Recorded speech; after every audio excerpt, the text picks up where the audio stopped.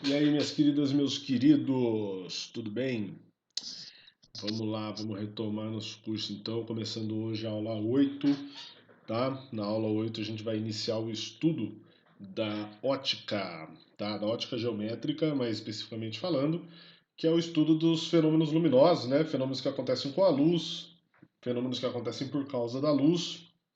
E a aula de hoje a gente vai meio que balizar, né, o que a gente vai estudar, o que a gente não vai estudar. E vamos introduzir alguns conceitos básicos que serão importantíssimos, tá? Para o entendimento do que vem nas próximas aulas, beleza? Então vamos lá. Primeiro, quando a gente fala de ótica, né, e luz, sempre vem a pergunta do que é feita a luz. O que é a luz, na verdade? Quando eu falo sempre vem, é que é um assunto que é sempre muito discutido e, inclusive, tem a sua parte lá presente em todo o currículo de curso de física, tem a discussão da natureza da luz. Qual é a natureza da luz, né? Será que a luz é uma onda ou é uma partícula, né? Aí você pensa, mas primeiro, professor, o que é uma onda, tá? A onda, gente, onda é um formato em que a energia se propaga ao longo do espaço, que é diferente da partícula porque não é uma quantidade de matéria que está se movendo no espaço, entendeu? A onda é a energia que se move num determinado meio. Esse meio pode ser, inclusive, material ou não, tá? Você pode pensar, por exemplo, o som é uma onda, tá? Só que ele é uma onda mecânica porque ele precisa de um meio material para se propagar. A luz é uma onda eletromagnética. O meio não precisa ser não precisa ser material. A luz, ela é uma onda eletromagnética porque ela se propaga pelo campo eletromagnético. E o campo eletromagnético ele se distribui pelo espaço, inclusive onde não há matéria, tá? Aqui a gente não vai falar tanto da ondulatória nesse momento, mesmo porque vocês vão entender o porquê. A ótica geométrica, para ela, não importa qual é a natureza da luz, tá? Os fenômenos presentes na ótica geométrica não dependem da gente saber ou estabelecer qual é a natureza da luz. Tudo bem? Ainda assim, eu vou linkar um vídeo aí do Ciência Todo Dia lá, que ele tá, vocês viram na aula passada, eu coloquei um vídeo do curso dele lá, né, do Pedro. Tão ótimos aqueles vídeos e essa parte de ótica também tá muito, muito boa, tá? Então a discussão do que é uma onda e tal, eu vou deixar o vídeo dele que ele coloca de uma forma resumida muito boa lá, beleza? Mas basicamente nós temos, digamos, duas frentes aí de pensamento, digamos assim. Eu tô viajando, não é bem assim, não é duas frentes de pensamento. É, duas ideias, uma ideia de partícula e uma ideia de onda que, ao longo da história e da evolução dos conceitos da física, vêm coexistindo e vieram apresentando, né, por meio de experimentos, novas evidências de que elas se confirmam. Então, nós temos aí o Newton, certo? Que mostrou por meio de vários experimentos que a luz é uma partícula, inclusive considerando que a luz é uma partícula, você consegue deduzir fenômenos como a reflexão, a refração da luz, pensando como se ela fosse uma partícula mesmo, tá? Tem como fazer isso, Newton fez isso e é uma das evidências, digamos assim, que a luz pode ser considerada uma partícula, tá? Aí depois nós temos aí o principal, digamos, nome associado à teoria ondulatória da luz, que é o Thomas Young, certo? Essa imagem aí é a foto do experimento da dupla fenda, que mostra, veja, tá vendo essa parte do... você tem uma fonte de luz aqui, e aí a luz está passando por duas fendas que estão separadas de uma determinada distância, e aqui tem um anteparo. E aí veja o padrão que é formado, né? Um padrão de onde está escuro, onde tem luz, escuro, luz, escuro, luz. E veja que a luz ela incide bem no meio do anteparo, onde você tem na frente dele uma parte que está opaca, né? Pelo qual a luz não passa. Quer dizer, se a luz fosse uma partícula, será que teria como uma bolinha sair daqui, passar por esse buraquinho e chegar até aqui no meio? Certo? Não, isso só acontece com uma onda, tá? Então aí a galera começou, a luz é uma onda, certo? Mas depois veio Einstein, né, com o efeito fotoelétrico e mostrou que a interpretação da luz como partícula estava ótima também. Na verdade, foi aí que teve uma combinação entre as duas teorias, particular e ondulatória da luz, mais significativa, certo? Daí que nós chegamos no consenso de que a natureza da luz ela é dual, né? Então ela é ao mesmo tempo uma onda e uma partícula, beleza? É assim que a gente considera, beleza? Aí tem fenômenos que você considerar a natureza da luz como onda é mais eficiente para o estudo daquele fenômeno e para o entendimento dele do que uma partícula, por exemplo. Beleza? Tá? Como eu disse para vocês, isso aqui é só uma introdução. Depois, ó, entra no vídeo lá do Ciência Todo Dia para dar uma olhada que ele explica bem isso daí. Acho que ficou muito legal, recursos ótimos. Vocês dão uma olhada lá. Sinceramente, para o nosso curso aqui não vai ser muito importante. É que é uma coisa muito, muito interessante. É legal que vocês vejam lá, tá? Então vamos para os princípios da ótica geométrica, né? Primeiro, por que essa ótica chama geométrica? Como eu disse, nós vamos estudar fenômenos que, para a gente estudar eles, não precisamos estabelecer uma natureza para a luz. Eu não preciso é, falar, ó, a luz é uma onda, então agora eu vou estudar esse fenômeno. Não, não importa. A luz pode ser onda, pode ser partícula, não importa. Ela chama geométrica porque são fenômenos que a gente resolve, a gente entende, a gente compreende, explica, olhando o que acontece com a trajetória da luz, tá? Olhando o que acontece com a trajetória da luz. Beleza? Então, primeiro princípio da ótica geométrica. Propagação retilínea da luz. A luz se propaga com trajetória retilínea em meios homogêneos e transparentes. Então nós vamos representar os raios de luz por meio de segmentos semi-retas, né? Semi-retas, segmentos de retas, retas, o que vocês pensarem em termos de entidade geométrica associada à reta. Tá? E aí, em geral, a gente orienta esse segmento de reta, tá? Para denotar o sentido com que a luz está se propagando. Mas na verdade vocês vão ver que também nem importa muito isso. Vocês vão ver que daqui a pouco não importa muito isso, tá? Um raio de luz, então, é representado por uma reta, tá? É representado por uma reta por quê? Porque você não consegue atribuir uma dimensão para a luz, um tamanho para certo? Uma quantidade de luz, digamos assim. Tá? Veja que só de tentar explicar o que é o raio de luz, eu já estou entrando na parte da natureza da luz, né? Eu comecei a falar de quantidade, quase falei partícula de luz, certo? E realmente não importa aqui por enquanto, tá? E nós temos também a representação de um feixe de luz, que eu tenho quando eu tenho vários raios de luz, tá?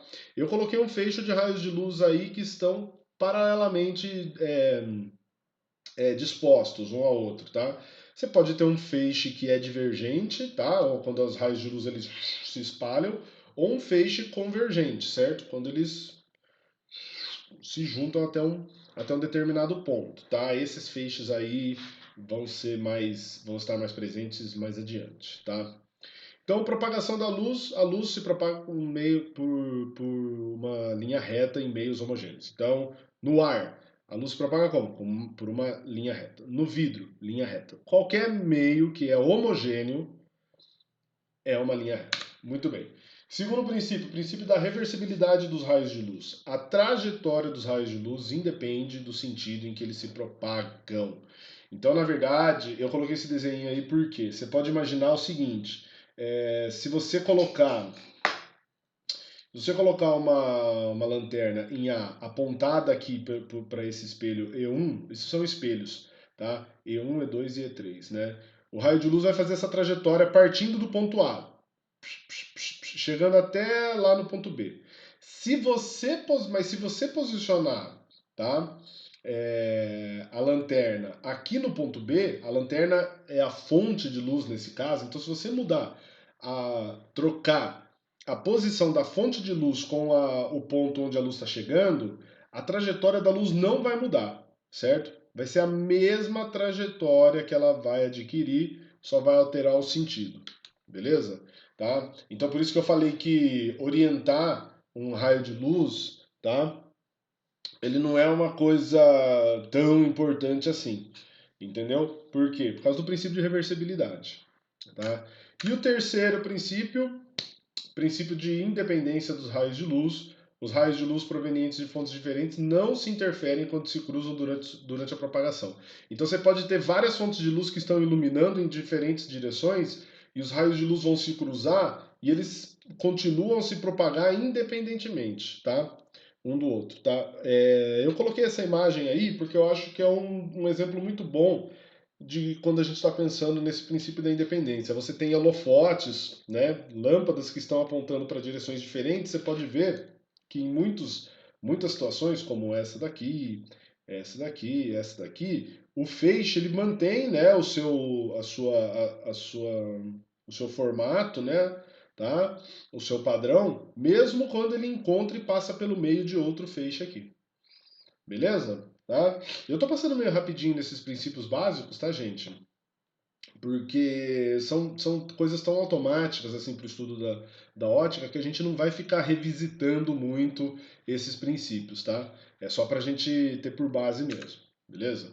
Tá? Então, algumas consequências, vamos começar a estudar algumas consequências e alguns fenômenos associados aos princípios básicos da luz aí. Aí que a gente começa a ver coisas que acontecem mesmo, tá? Os fenômenos da sombra e da penumbra. Então, a luz, quando ela atinge uma superfície, né, um anteparo é uma parede, uma superfície em que uma superfície opaca, onde a luz vai bater ali.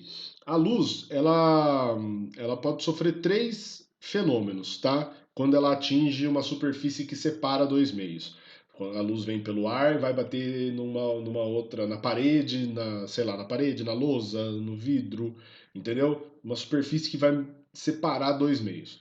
A luz ela pode ser refletida, pode ser refratada, já já vamos falar desses dois, ela pode ser absorvida, certo? E em geral acontece pelo menos aí que a luz sempre é refletida numa certa medida e absorvida também pelo anteparo, tá? A refração depende de algumas outras condições. E aí o que acontece, tá? Nós temos, quando no local, com uma fonte de luz aí é, posicionada num determinado ponto do espaço, nós podemos ter padrões formados no anteparo, tá? Que são regiões onde a luz não atinge. Então, a sua mão, o seu braço, ele é um anteparo também, é um corpo que é opaco, tá? Para a luz visível, né? Pelo menos. Depois a gente discute isso também, tá? Então, quando a luz bate no seu braço, tem uma boa parte da luz que é absorvida por ele. E se a sua mão estiver na frente da parede, a luz vai bater na sua mão, no seu braço, e não vai chegar na parede. E aí nós temos o padrão formado como esse daqui, que vocês conhecem bem, né? Eu estou tentando aqui dar um nome bonito, difícil para para essas coisas e tal, mas é uma sombra, é o que a gente chama no cotidiano de sombra, tá? Acontece que tem uma diferença entre o que a gente chama de sombra e penumbra na física. Penumbra, tá vendo essas regiões aqui que estão entre a parte mais clara e a parte mais escura, a parte preta mesmo, que não chega à luz? Essa região que eu vou marcar com uma sanfoninha aqui, essa região aqui, por exemplo, essa região aqui, em volta da sombra, isso é uma penumbra. É uma região que está sendo iluminada parcialmente pelas fontes de luz presentes no local onde está essa pessoa aí, por exemplo, tá? Então, a sombra, o padrão da sombra que é formada na parede, pode ser uma sombra mesmo, que é uma região em que a luz não chega, tá? Daquela fonte de luz, e ela pode ser uma região de penumbra. A região de penumbra é parcialmente iluminada, tá? É, um desenho esquemático para ilustrar isso daí são esses dois esquemas que eu coloquei aí, tá? Veja que o padrão que é formado não depende só do objeto que está sendo iluminado, depende também do tipo de fonte. Nós temos aqui a fonte extensa e uma fonte puntiforme, tá? Bom, como o nome já diz, a fonte puntiforme é uma fonte que a gente desconsidera, despreza suas dimensões. É como se fosse um ponto, certo? Uma estrela que está muito longe. Não funciona tanto porque não vai uma estrela que está muito longe não vai gerar padrões de sombra aqui e tal por causa da presença do Sol e tudo mais. Mas sei lá, a gente pode pensar numa lâmpada de filamento, entendeu? O filamento dela é muito pequenininho.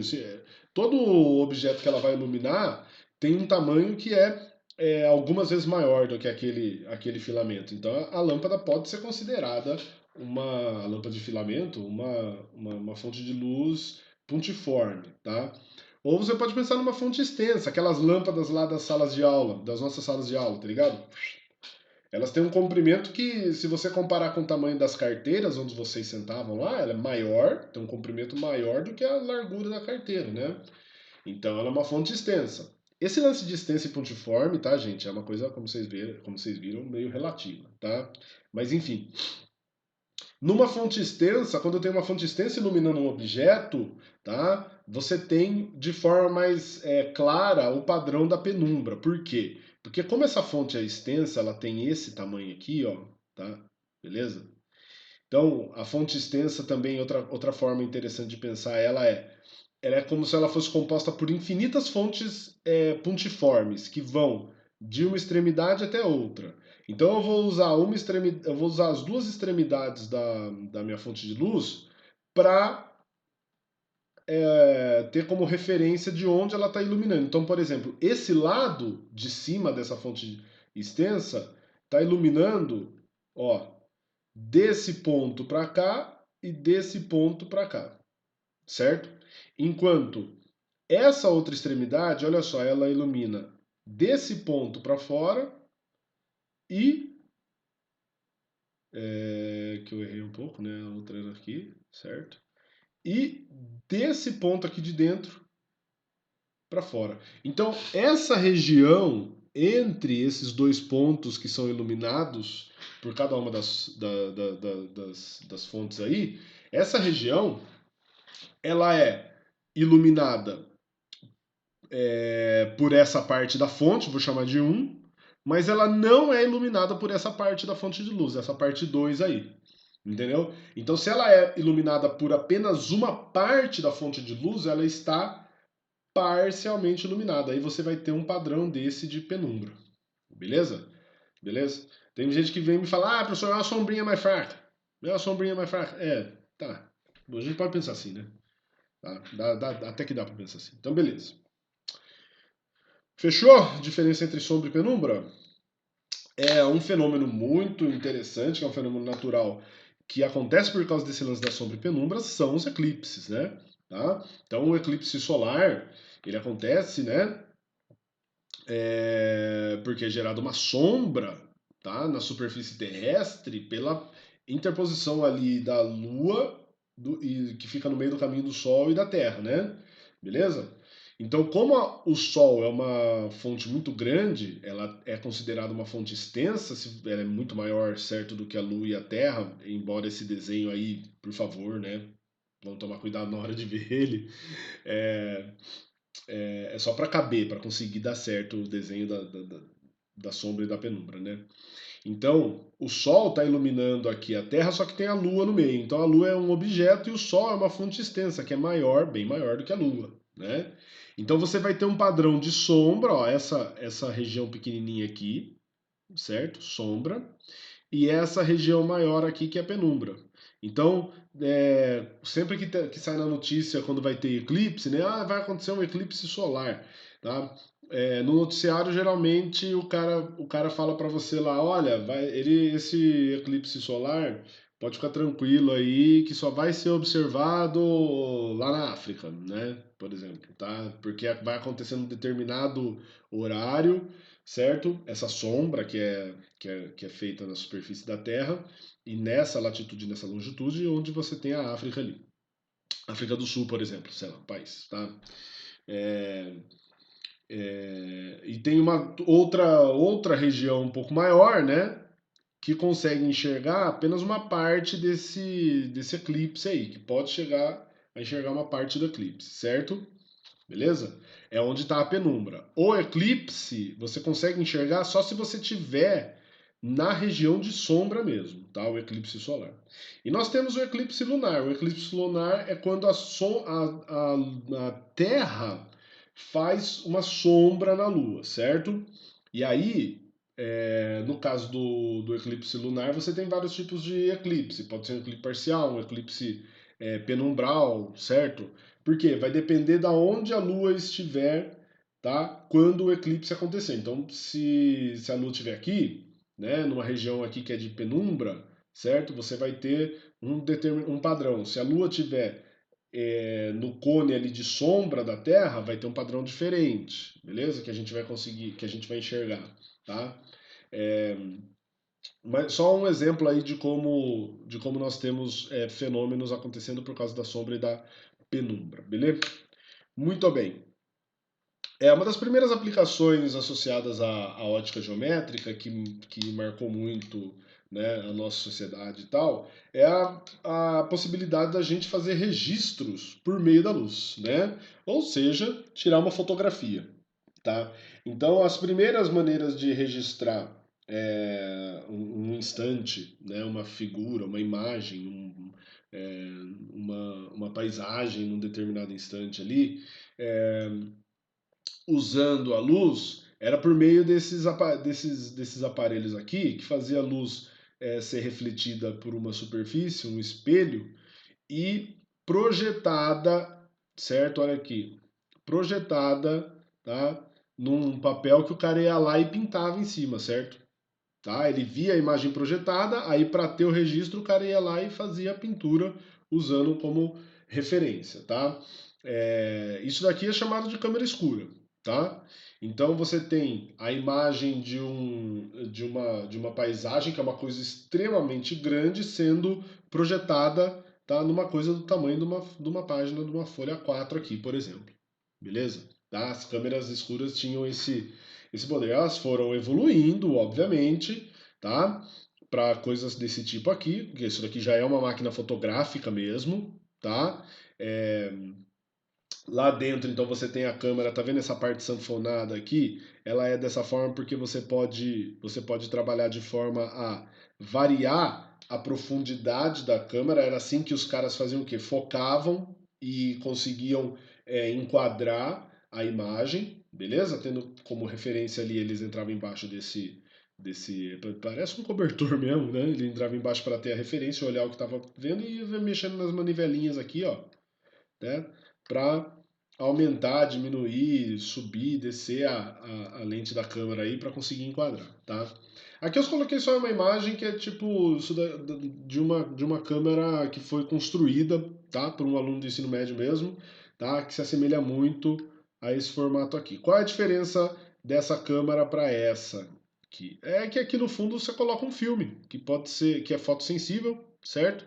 Então, aqui na frente você tem um diafragma. Quando você aperta o botão lá para tirar a foto, o diafragma abre e fecha rapidinho, deixa a luz entrar, essa luz reage, né, lá com o filme, e você tem um registro feito diretamente pela luz aí. Beleza? Tá? Se vocês quiserem depois ver como é que constrói uma câmera escura, tá? Eu vou dar uma procurada certinho no vídeo e no manualzinho, eu mando para vocês, tá? Muito bem. E qual é o lance interessante da câmera escura? O que ela tem de geométrico, digamos assim, tá? É, o interessante da câmera escura é você registrar, muitas vezes, não é o caso desse desenho que está aí, mas registrar um objeto que é muito, muito grande numa região pequenininha, tá? Ou você fazer um registro aumentado de um objeto pequeno, tá? Você também pode ter essa possibilidade, beleza? É, Aqui o que nós temos? Um objeto, que é uma vela, tá? E a sua imagem sendo projetada lá no fundo dessa câmera aqui, tá? A gente está representando a câmera por um retângulo aí, tá? Tem um orifício onde passa a luz e veja o que acontece com a imagem. Uma coisa que a gente já está enxergando aqui, eu não cheguei a comentar, né? Mas dá uma olhada onde está o horizonte e o céu aqui, né? Dessa imagem, tá? Tá na parte de baixo. Por quê? Porque a imagem é formada de maneira invertida mesmo. Ó. O raio de luz da parte superior do meu objeto atinge a parte inferior da câmera e vice-versa, tá? Isso aí é normal, é comum. Toda máquina fotográfica que funciona com filme e tal, ela funciona dessa forma assim mesmo, beleza? Eu falo funciona como se existisse, deve existir, né? Mas, provavelmente vocês, meus alunos, nunca é, tiraram uma foto usando máquina de filme, então, tá? Provavelmente vocês, do que vocês se lembram, né? As fotos que vocês tiram e que vocês estão, nas quais vocês estão sendo registrados, provavelmente são de máquinas digitais, tá? E aí acontece um outro procedimento para a imagem ser registrada, beleza? Mas a relação entre tamanho e tal é uma coisa dá para a gente até manter, né? Ahn, muito bem. Então, existe uma relação muito interessante, que meio que está fácil aí, já vou falar para vocês, entre o tamanho do objeto, tamanho da imagem, esse P aqui chama posição do objeto e posição da imagem, o pelinha, tá? A relação entre esses caras aí é importante, porque quando você vai tirar uma fotografia com uma câmera dessa, né? O tamanho do objeto e a distância que o objeto está da câmera são dados cruciais para saber se você vai conseguir enquadrar essa imagem no fundo, certo? Porque você tem um limite da parte do fundo da câmera, né? Hoje em dia a gente pega uma câmera digital, você está vendo a foto enquanto ela vai ser tirada, né? Então você não precisa ter uma ideia desse tipo de relação, beleza? Saber o que vai acontecer com a imagem se eu aproximar a minha máquina fotográfica, o que vai acontecer com a imagem se eu afastar. Isso é uma coisa que você vê já transformando, né? Beleza? Então, cada um desses dados aí que eu coloquei esses nomes, tá? São dados que a gente vai utilizar bastante aqui na ótica geométrica. Vamos usar quando a gente estiver estudando espelhos, planos esféricos, lentes, tá? Então, por isso que eu já coloquei os dados aí com os nomes que a gente vai utilizar ao longo de toda a ótica, para a gente aí se familiarizando, tá? Qual a relação entre esses dados aí? Então, para encontrar essa relação é muito simples, tá? Veja que se eu pegar o objeto, a imagem e os raios de luz que estão ligando eles, os dois, você tem aí dois triângulos que ficam muito evidentes, né? Beleza? Você tem esse triângulo aqui, tá? E esse triângulo aqui, maior, tá? Esses dois triângulos aí, eles são semelhantes, né? Porque esses dois ângulos aqui são opostos pelo vértice, esses dois ângulos são alternos e esses dois ângulos também são alternos. Então esse é um caso de semelhança a ângulo, ângulo, ângulo, ó, da matemática. Lembra disso? Tá? Se eles são semelhantes, você pode fazer a razão entre duas propriedades desses triângulos aí, que elas são mantidas para o outro. Por exemplo, se eu pegar a base do triângulo maior e dividir pela altura do triângulo maior, certo? Y' dividido por P', eu vou ter por P', eu vou ter a mesma coisa mantida para o triângulo menor, Y dividido pela altura do menor aqui, que é P, certo? E tá aí a relação. A única coisa que eu fiz eu passei o Y para cá, o P' para lá, ficou Y sobre Y' sobre Y, tamanho da imagem pelo tamanho do objeto, é igual a posição da imagem dividido pela posição do objeto, tá? Gente, não quer dizer que isso aqui é uma fórmula, meu Deus, é desse jeito que eu tenho que escrever. Não, tem 1 milhão de jeitos de você escrever, tá? É só você lembrar que existe uma relação de proporcionalidade, tá? Que é mantida. Se você pegar o tamanho do objeto e dividir pela posição que o objeto está em relação ao instrumento óptico que está formando a imagem, essa razão é mantida para a imagem também. Beleza? É só lembrar disso, tá? É muito simples. Beleza? Muito bem. Alguns fenômenos que nós vamos estudar agora que a gente tem os conceitos básicos aí e que vão ser expandidos enquanto a gente vai estudando os fenômenos, tá? Podem ficar tranquilos. Reflexão da luz, tá? Um dos principais, a luz é refletida quando incide sobre uma superfície que separa dois meios e continua a se propagar pelo meio da origem. Então, a luz vem pelo ar e bateu na parede. Aí ela continuou a se propagar pelo ar, certo? Ou seja, ela foi refletida, tá? Nós temos dois tipos de reflexão. A reflexão do tipo regular e a reflexão difusa, tá? A reflexão regular e a reflexão difusa, elas são diferentes porque a luz na superfície que ela está incidindo e refletindo de forma regular, você tem uma superfície que é praticamente lisa. Por isso que o feixe de luz que incide, ele reflete com as mesmas propriedades, tá vendo? Ele tá indo seguindo a trajetória bonitinho. No caso da reflexão difusa, a luz é espalhada, certo? Então, quando você olha para a parede, é isso que está acontecendo. A luz está sendo espalhada. A luz bate lá e é espalhada, tá? No espelho e no vidro, tá? Se você tiver um vidro que é liso, né, plano e liso, você tem uma reflexão regular.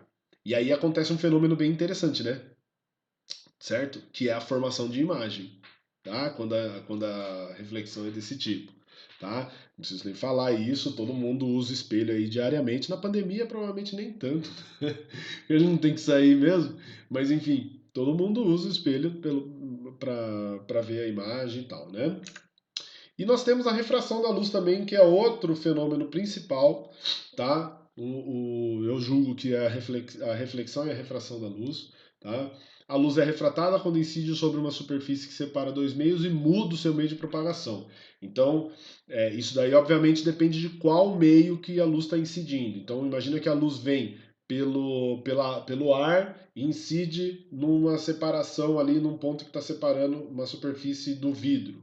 Ela vai refratar, ela vai passar a se propagar pelo vidro. Então a gente consegue enxergar o que está do outro lado, porque a luz atravessa. E a luz sofre refração, certo? Tá? Então, aqui eu só estou representando. Você tem um objeto que está aqui, veja o que acontece com a luz, né? O raio de luz sai daqui, aí quando chega na superfície de separação, dá uma olhada. Há uma mudança na trajetória. Essa deveria ser a trajetória que a luz deveria seguir, certo? Meu Deus do céu. Desenhando essa luzinha aqui, meu Deus do céu. Enfim, essa é a trajetória que a luz deveria seguir, só que ela vem para cá, ó. Tá? E aí dá a impressão, quando você olha, por exemplo, esse desenho esquemático é mostrando o que acontece quando você olha alguma coisa que está embaixo d'água. Você tem a impressão que ele está mais raso. O que, que causa isso? A refração da luz. Beleza? Tá? Mas a gente vai falar da refração nas próximas aulas também. Beleza? Muito bem. Outros fenômenos que a gente vai estudar são as formações de imagem. Então nós temos imagens formadas por diversos instrumentos ópticos. O principal deles é o espelho plano. Tá? Então a gente vai estudar a imagem formada por um espelho plano. Nós temos espelhos como esse daqui que você já deve ter visto lá no busão, na guarita, né? Quando você vai no banco, por exemplo, tá? Esse é um espelho convexo, nós vamos estudar também. Nós temos esse outro espelho aqui, que é o espelho côncavo, que é usado lá pelo dentista. Você tem esse espelho aí também em lojas de óculos, sabe quando você vai comprar óculos, tá ligado? Você vai provar lá, tem um espelhinho que tá na mesa ali, geralmente desse daí, que é o mesmo do espelho que a gente chama espelho de maquiagem, tá? É um espelho côncavo também, beleza? Ele vai gerar uma imagem diferente dos outros dois. E as imagens que são formadas pela refração. Então, quando a luz atravessa, né, um instrumento óptico, certo? Passa por uma região que tem propriedades diferentes, ou seja, por meios que não por meios que não são homogêneos, ela vai mudando de meio enquanto ela atravessa, você tem imagens sendo formadas por causa disso.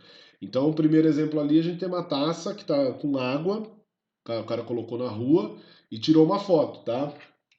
Veja que essa parte aqui da árvore que está desse lado tem uma imagem formada aqui. E que a imagem é bem, né, bem distorcida por causa do formato, tá, dessa taça aí. Beleza? Ela pode ser considerada como uma lente, tá? É claro que não é igual a lente dos óculos, certo? Então, instrumentos ópticos que funcionam pela refração como óculos são indispensáveis para muitas pessoas. Se você está assistindo essa aula, se você usa óculos aí, você está ligado, tá? Que é muito, muito, muito importante o óculos na nossa vida, beleza? E temos outros fenômenos que são comuns no nosso cotidiano, desde criança a gente presencia, quando a gente viaja, por exemplo, né? Esses daí são chamados de miragem, né? Tá? Você olha, parece que o horizonte, a estrada lá no horizonte está molhada. Tem gente que já falou isso para mim, parece que está molhado, professor. Tá? Na verdade, são partes do céu que a gente está enxergando ali na estrada, a gente vai ver. Isso acontece por causa da refração. Beleza? Isso aí acontece por causa da refração. Para fechar nossa aula, a gente vai, a parte teórica pelo menos, a gente vai estudar a reflexão aqui que eu gostaria de mostrar para vocês como que funciona, tá? O estudo da ótica geométrica na física. É muito importante quando a gente estuda qualquer fenômeno, como a gente vai estudar a reflexão aqui, que a gente tenha as referências que a gente vai utilizar muito bem estabelecidas, tudo bem? E o que, que é cada uma das coisas, tá? Classificar direitinho, o que, que é essa reta, o que, que é essa, o que, que é esse raio, o que, que é essa superfície, onde que o raio atinge, tá? Isso é muito importante, beleza? Tá? Depois terão alguns outros vídeos, me perdoe aí, terão alguns outros vídeos que eu vou linkar aí também, que vai ajudar vocês a entenderem de onde que vem essas leis aí, beleza? Então vamos lá. Vamos supor que eu tenho uma superfície na qual vai incidir a luz e eu tenho um raio de luz que incide num determinado ponto aí. Esse raio de luz nós chamamos de raio incidente, beleza? Você pode representar ele por uma seta assim, ou é muito comum também representar por uma semirreta com uma seta no meio dela assim, beleza? Isso é muito comum de se fazer também, tá? Para representar o sentido. Esse ponto no qual a luz está incidindo chama-se ponto de incidência da luz, tá? A partir desse ponto aí, se a luz for refletida, tá? Nós teremos a partir dele um novo raio de luz, que é o raio refletido. Eu falo um novo raio de luz, tá, gente? Porque, veja, mudou a trajetória, né?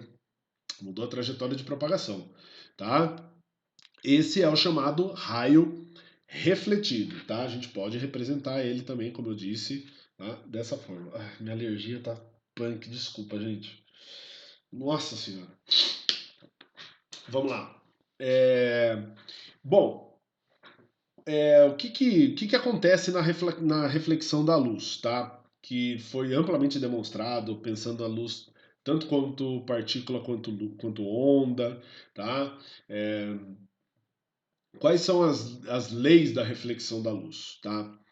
É, bom, primeira coisa, esse raio incidente, esse raio refletido, eles têm uma trajetória, tá? Que não é uma coisa, não é aleatória, tá? É sempre bem determinada. E a referência que a gente usa para determinar qual é a trajetória do raio refletido a partir do incidente é essa reta que a gente chama de reta normal. O que é a reta normal? A reta normal é uma reta perpendicular à superfície de incidência da luz, que é essa superfície azul, tá? E que passa pelo ponto de incidência, exatamente no ponto de incidência, certo? Então a reta normal ela forma aqui um ângulo de 90 graus com a superfície refletora. Ela que é usada como referência, tá, gente? Não é a própria superfície que é usada como referência, beleza? Muito bem.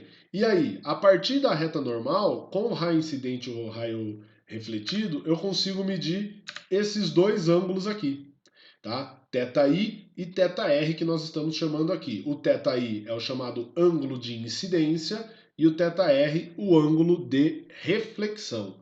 Temos aí todos os fatores para estudar a reflexão da luz, tá? Primeira lei, tá? Da reflexão. O raio incidente, o raio refletido e a reta normal são coplanares, ou seja, estão sempre contidos no mesmo plano. Então, o raio incidente, a reta normal e o raio refletido estão sempre no mesmo plano, tá? Ou seja, o que você não vê acontecer é um raio de luz vir por um plano e refletir em outro plano, ele sair meio de esgueio assim. Isso não acontece, tá? Basicamente é isso que essa lei está falando, você não precisa nem se preocupar tanto com ela. A segunda lei que é a mais interessante que a gente vai usar bastante, os ângulos de incidência e reflexão são sempre iguais, sempre iguais. O ângulo com que a luz incide em relação à reta normal é sempre igual ao ângulo que ela vai refletir. Beleza? Tá? Vamos lá então. Vamos para os nossos exemplos aí, tá? De aula. Para a gente fechar ela não ficar muito longa não, tá? Vamos lá. Muito bem. Primeiro exemplo aí. Ele diz assim: um edifício iluminado pelos raios solares projeta uma sombra de comprimento 72 metros, como a gente está vendo aqui, né? Simultaneamente, uma árvore de 2,5 metros de altura, colocada ao lado do edifício, projeta uma sombra de comprimento 3 metros, tá? Como ilustra o esquema a seguir. Calcule a altura do edifício. Então, gente, veja como que a gente resolve esse problema. Ele falou, a parte mais importante do problema é quando ele fala aqui, ó, que simultaneamente a árvore projeta uma sombra de determinado comprimento. Por que eu falo que é simultaneamente? É ao mesmo tempo, no mesmo horário, tá? Esses raios de luz, como eles vêm do Sol, gente, eles vêm de uma distância muito grande. Quando eles incidem aqui na superfície da Terra, como o Sol é muito grande e está muito distante, esses raios de luz eles chegam paralelos uns aos outros, certo? Então eu posso afirmar tranquilamente que esses dois raios aqui são paralelos. Se eles são paralelos, o que, que acontece? O que, que vai acontecer? Se liga. Nós teremos, certo? Nós teremos aqui, ó, triângulos, né? Que são. Espera aí que ficou bem, né? Nós teríamos triângulos aqui que são semelhantes, certo? Se eu pegar essa altura aqui, tá?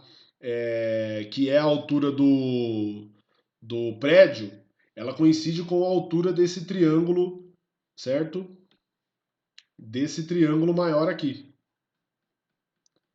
Triângulo do qual nós conhecemos a base, sabemos que é 72 metros, tá? E a altura da árvore coincide com a altura desse triângulo menor aqui, certo? A altura que a gente conhece, que é 2,5 metros, e a sombra também é conhecida, que é 3 metros. Então nós sabemos a altura e a base desse triângulo. O outro triângulo nós conhecemos a base, mas não sabemos a altura. E aí o que a gente faz? Nós sabemos que como esses triângulos são semelhantes, tá? O que vai acontecer? Se eu pegar a altura do maior e dividir pela base do maior, essa razão de proporcionalidade é mantida se eu fizer a mesma coisa para o triângulo menor. A altura do menor dividida pela base do menor. Tá?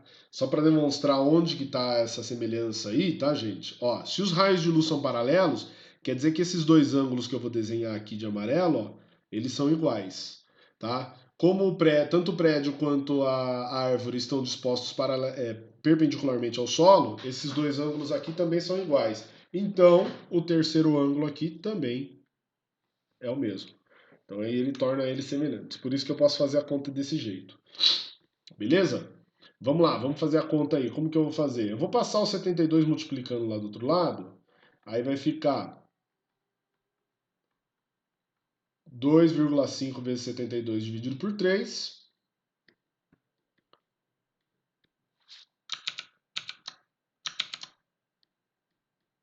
Setenta e dois é 9 vezes 8, né? Aí 9 dividido por 3 é 3. Só que 2,5 é 10 dividido por 4. E aí 8 dividido por 4 dá 2. Então a resposta é 10 vezes 3 vezes 2. 3 vezes 2, 6 vezes 10, 60. Muito bem.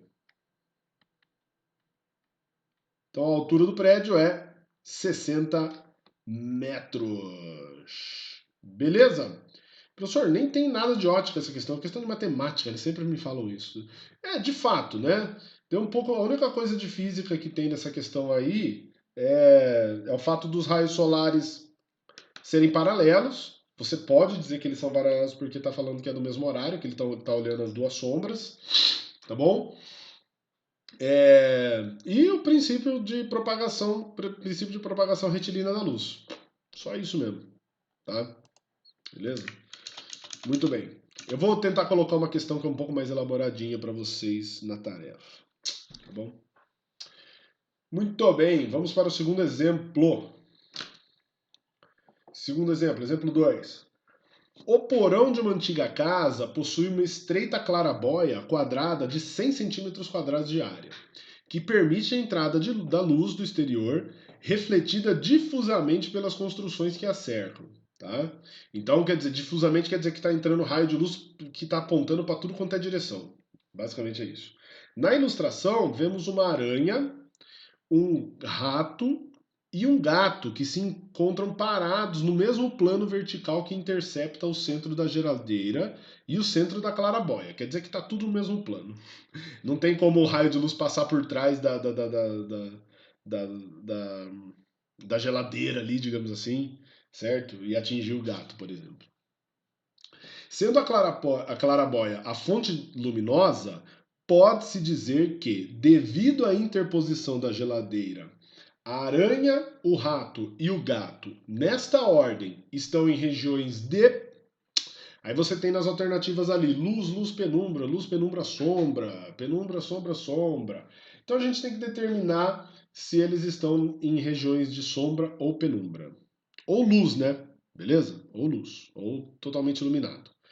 Lembrando que sombra acontece quando a luz não atinge aquela região. A penumbra é quando aquela região é parcialmente iluminada. E a região de luz vai ser quando ela é iluminada por toda a extensão da fonte luminosa. Veja que a clarabóia aqui, gente, ela é uma fonte, ó, extensa, certo? Tá vendo que ela tem uma determinada extensãozinha aqui. Então você tem dois pontos, esse ponto aqui de cima, esse ponto aqui de baixo, que vão representar as extremidades dessa fonte de luz, tá? Aí o que eu tenho que fazer? Eu tenho que traçar raios de luz que saiam dessas duas fontes e atinjam a parede aí ou o chão do porão, tá? Só que respeitando o fato de que aqui eu tenho uma geladeira, certo? Aqui eu tenho uma geladeira que é opaca, né, meu? Beleza? Então a luz não vai poder passar por ela, tá? Então, o que eu tomo como referência pensando nisso? A quina, a extremidade da geladeira. Então eu sei que a luz tem que passar por aqui, certo? Nesse ponto aqui, mais ou menos, no máximo, digamos assim, né? Então vamos lá, como que eu vou desenhar esses raios de luz? Se liga. Eu vou desenhar dois raios de luz. Um raio de luz partindo da parte superior da fonte luminosa, ó. Irmão. Da parte superior da fonte luminosa, passando na extremidade ali da geladeira, tá vendo? E atingindo o chão do porão, certo? Por que eu estou usando esse raio de luz como referência? Porque qualquer raio de luz que sair daqui, gente, olha só, que sair dessa mesma extremidade e atingir a geladeira, tá? Esse raio de luz não vai chegar no solo, porque você tem um anteparo aqui, que é a própria geladeira. Você entendeu? Vou até apagar para não atrapalhar aqui. Agora eu vou traçar outro raio de luz. Eu vou traçar com uma cor diferente, verde, tá? Que é o raio de luz que passa pela mesma extremidade da geladeira, mas parte da extremidade inferior da clarabóia, certo? Nossa, ficou meio bolsominion esses raios de luz aí, mas tudo bem. Deixa aí, verde e amarelo. Ó, ótimo. E daí, professor? E aí? Isso é importante porque, se liga, esse raio de luz amarelo que está atingindo essa região aqui, ele vai conseguir, ele mostra para mim que a parte superior da fonte de luz consegue iluminar toda essa extensão que eu estou marcando de amarelo aqui, ó. Tudo isso aqui consegue ser iluminado pelo raio de luz superior, certo? Não é o raio de luz, pela fonte superior. A gente tem que lembrar que ele falou que é uma fonte de luz difusa. Então, a partir desse ponto, está saindo raio de luz para todas as direções. Tá? Agora, a parte inferior dessa fonte de luz consegue iluminar desse ponto que eu marquei aqui, para cá. Certo? Agora ficou bem bolsominion mesmo, enfim. Então, o que acontece? Qual é a pergunta que a gente tem que fazer agora? Eu pergunto para você, tá vendo o gato aqui? Gatão bombado, hein, rapaz? Tá vendo esse gato aqui? Tem algum raio de luz que atinge ele? Tem algum raio de luz que sai ali da claraboia e consegue atingir ele? Não. Então esse raio de luz não, esse gato, né, ele tá numa região de sombra, tá? Beleza? Agora vamos olhar pro rato. Dá uma olhada no rato aqui, tá? Tem algum raio de luz que atinge ele? Tem alguma parte da fonte luminosa que consegue iluminar ele? Sim, a parte superior. Tá vendo? Ó? A parte superior ali da fonte de luz está conseguindo iluminar ele. Só que a parte inferior não consegue iluminar. Não tem um raio de luz que sai da superfície aqui. Ó, deixa eu mostrar para você. Que sai dessa extremidade inferior e consegue atingir o rato. Por quê? Porque ele estaria passando no meio da geladeira ali. Não pode. Tá? Esse raio de luz não pode. Certo? Então, o raio de luz não, novamente. O rato está numa região de penumbra. Tá? Porque ele está parcialmente iluminado. Nossa, cara, eu quero arrancar meu nariz fora. E a aranha? Onde que tá a aranha? A aranha tá aqui, ó. O desenho tá meio, qualidade meio ruinzinha. Vou até marcar com outra cor aqui. Aqui, ó. A aranha tá aqui. E a aranha? Ela é iluminada por ambas as partes, por todos os raios de luz que saem, na verdade, da claraboia. Então ela está numa região de luz, tá? Beleza? Então na ordem que ele colocou aí, ó, aranha, rato, gato é luz, penumbra, sombra. Luz, penumbra, sombra, que está na alternativa B. Certo? Beleza, galera? Vou colocar uma questãozinha parecida com essa daí para vocês treinarem também. Deixa eu acender a luz que ficou escuro lá fora. Beleza, agora vocês conseguem me ver. Professor, apaga essa luz, credo! Calma. Peraí. Quarentena. Engordando mesmo, tem que fazer, filho. Beleza, galera, vamos lá. Exemplo 3. Temos mais 2 exemplos só que são rapidinhos. Terceiro exemplo. Uma câmera escura de orifício reproduz uma imagem de 10 centímetros de altura de uma árvore observada. Beleza. Se reduzirmos em 15 metros a distância horizontal da câmara à árvore, e essa imagem passa a ter uma altura de 15 centímetros. 2 pontos aqui, na verdade.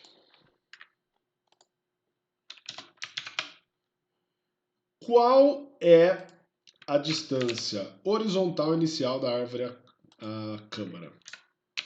E, ao se diminuir o comprimento da câmara, porém mantendo seu orifício à mesma distância da árvore, o que acontece com a imagem formada justifique. Então vamos lá, vamos primeiro anotar os dados.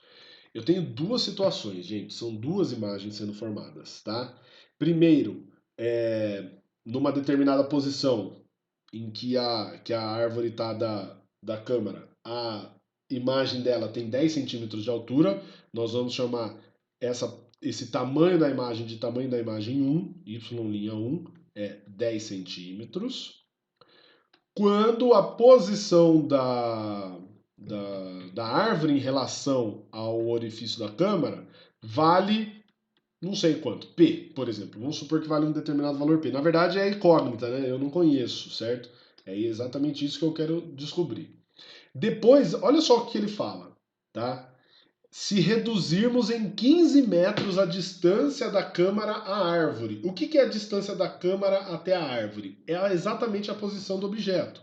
Então, se a nova agora posição do objeto, P2, for P menos 15 metros, certo?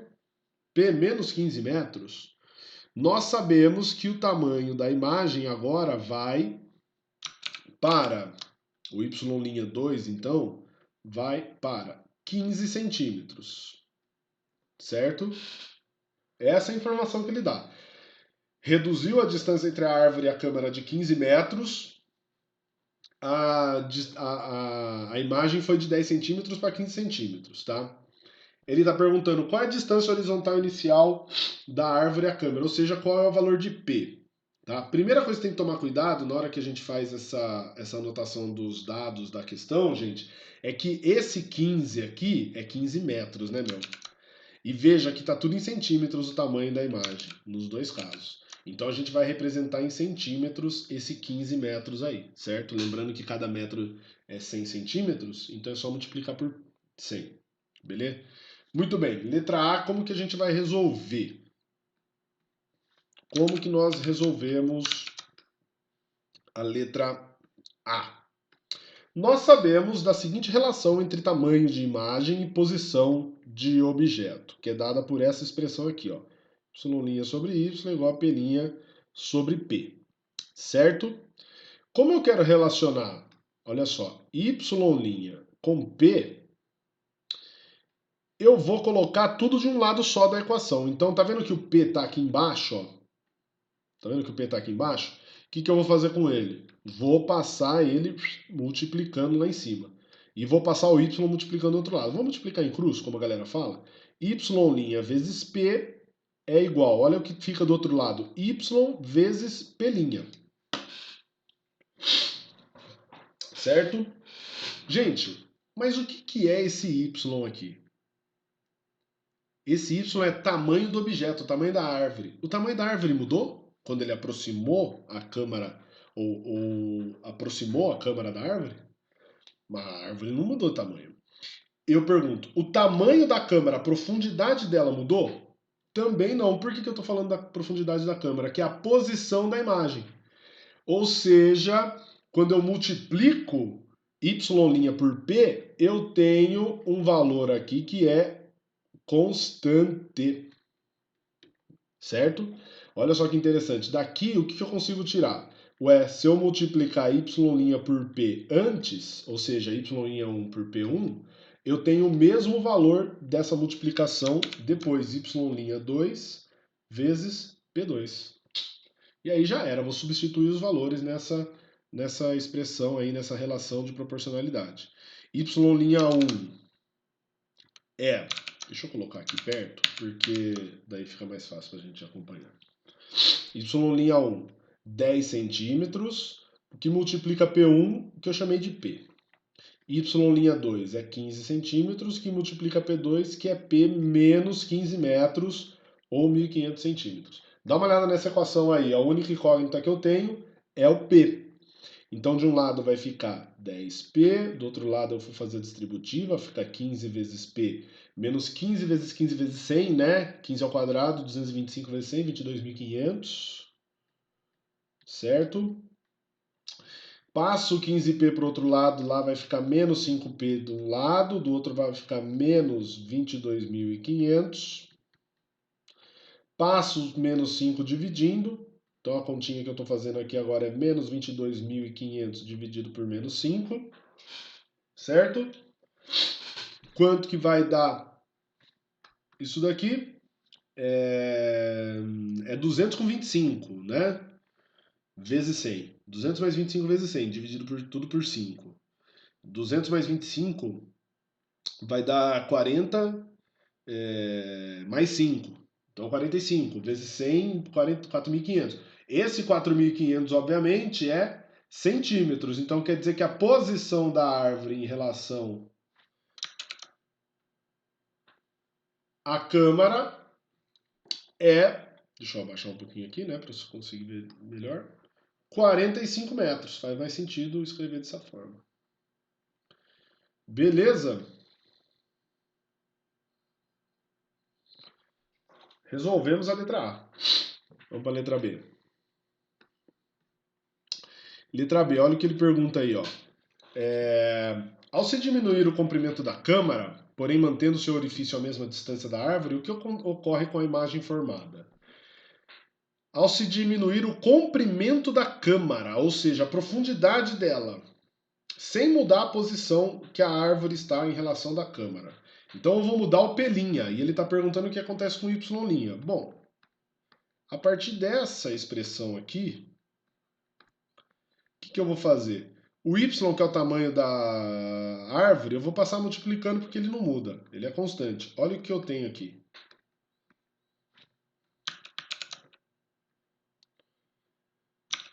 Não, mano. É y vezes p. O y passou multiplicando, o p estava dividindo. Dá uma olhada nessa expressão. Fica y' igual a p' que multiplica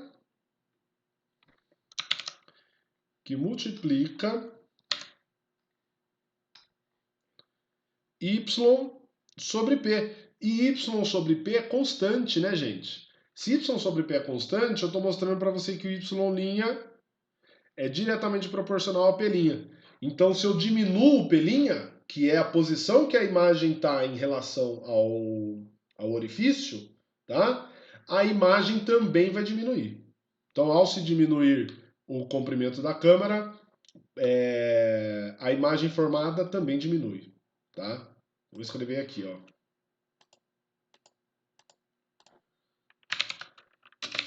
A imagem formada também diminuirá.